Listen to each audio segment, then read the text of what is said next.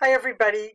Just want to go over the objectives for Module 1 and just to tell you briefly how this quarter's written assignment is going to be working.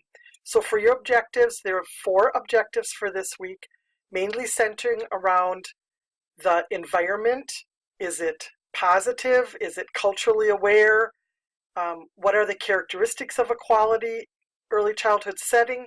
And then how do we promote the culture of learning in that setting.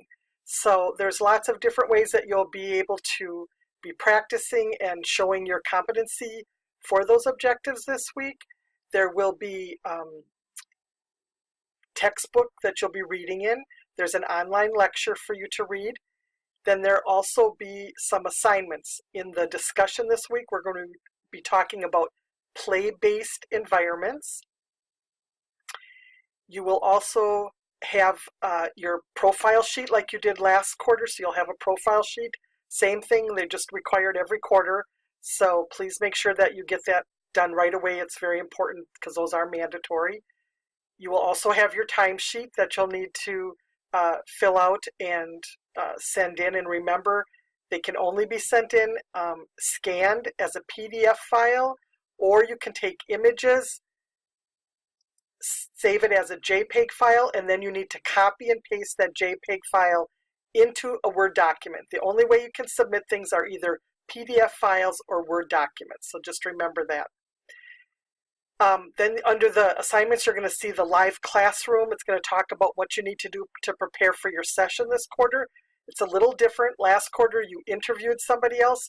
This quarter, you're actually filling out, it's called a session preparation sheet. You fill it out yourself and try to get that done in the first couple weeks so that we can get started on setting up those sessions. I do prefer to do them in small groups, but I will do them one-on-one if you prefer that, but you need to request that specifically. And then last but not least is our written assignment. And this quarter, it's a project. So every week you're building one part of the same project. So in week 1, you're going to see now that there's an introduction to this project, and then your first assignment is a written paper, and it is where you are choosing one child that you're going to be developing an individualized lesson plan for. So once you choose that child this week, everything you do the rest of the quarter is going to be for that child.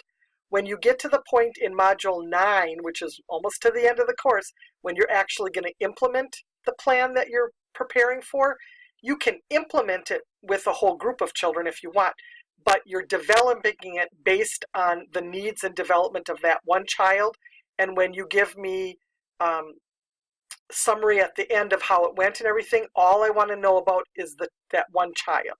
So if you keep that in mind, it'll go a lot easier for you this quarter than thinking you have to keep developing different things every week, because it's all based on one comprehensive lesson plan. So hope that helps, and I'm going to be doing these each week just to give you little tips. So hopefully this is helpful, and if you need any other information from me, be sure to ask. Thanks. Bye.